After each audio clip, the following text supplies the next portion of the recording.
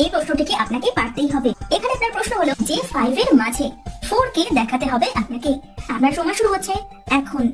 5 এর মাঝে 4 কে দেখাতে হবে।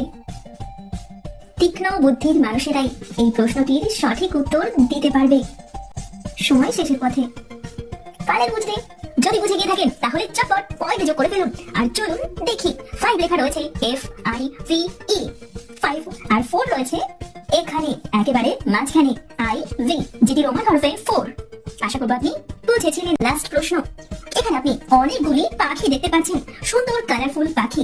এবারে পাখিগুলির মধ্যে একটি পাখি এমন রয়েছে যেটি বাকিগুলি থেকে আলাদা, আর আপনাকে সেই পাখিটিকেই খুঁজে বার করতে হবে। তাহলে সেই আলাদা পাখিটি হলো এই পাখিটি। কেননা অন্যান্য পাখিগুলির লেজ ব্লু কালার, কিন্তু এই পাখিটি যেটির লেজ রেড কালার। আশা করব আপনার চোখেও এটি পড়েছিল।